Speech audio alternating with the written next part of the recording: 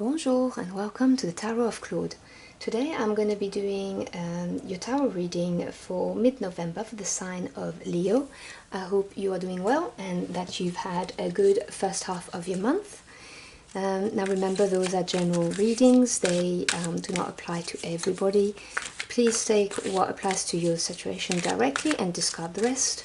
If you would like a more comprehensive picture for the next 2 weeks, just check your rising, moon and Venus sign. Let's see what energies we have for mid-November for our lovely Leos.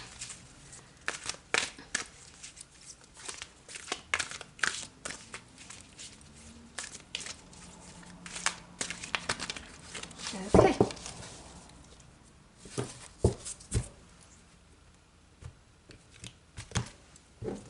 And the first energy you get is regeneration. Okay, so maybe you've been burnt out a bit, feeling burnt out, and you're going to come out of this and feeling a boost of energy, or we could talk about the regeneration of a relationship or of a situation. Let's see. And now I'm going to pick, just randomly, in this deck, a card that talks to me. This one, right there. Chop wood. Now chop wood is the card of daily activities, being grounded, being in the present and doing things routinely. Interesting. Let's see what the tarot has to say about this. I'm going to do a Celtic cross spread. Gee, no, don't come out, you. The Six of Cups wanted to come out, I'll let you know that. Don't know why, but there it is. Harmony in relationships and happy card. Peaceful card. So what's this regeneration about and this grounding?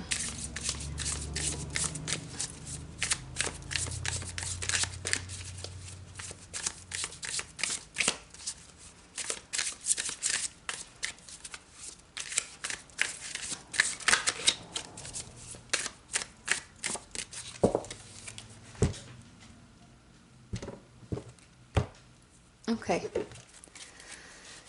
so there's you, Six of Cups. You see, I told you he wanted to come out. Crossed by the Eight of Swords. Okay, what's beneath you is the King of Swords. Above you is the Empress. Nice. Behind you is the Ten of Pentacles.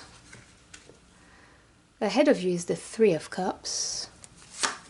Your advice is the Star. Oh, how beautiful. External environment is the Moon.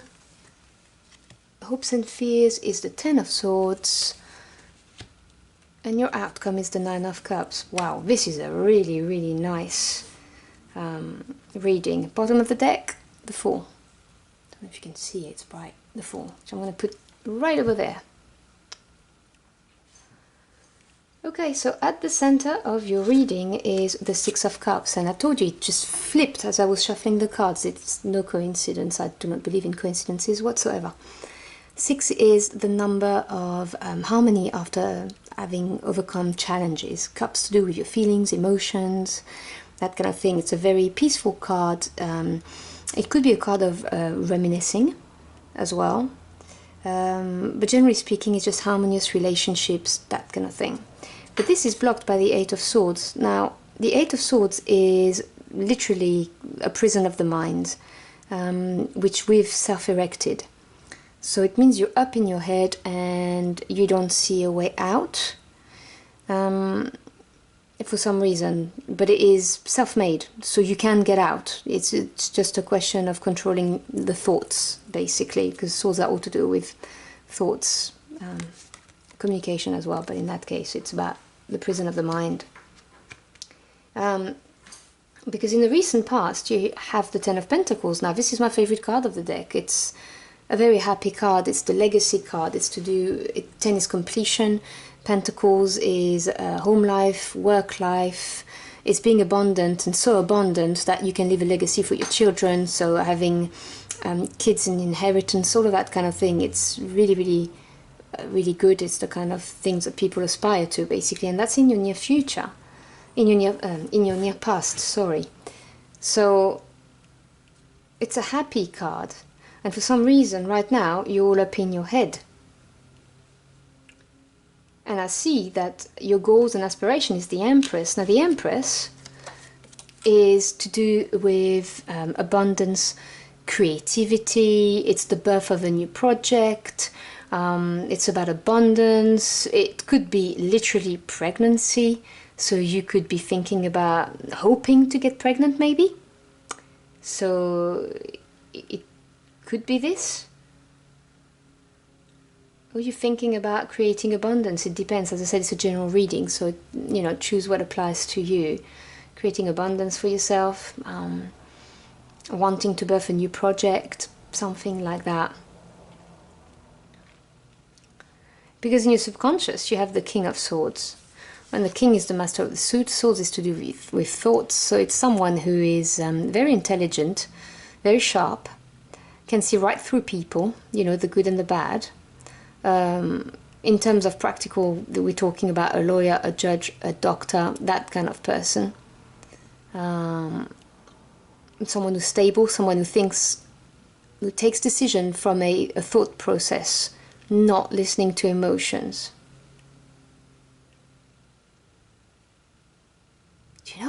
I'm wondering, I'm sorry, this is a very, very specific message, but I'm wondering if you're trying to get pregnant, and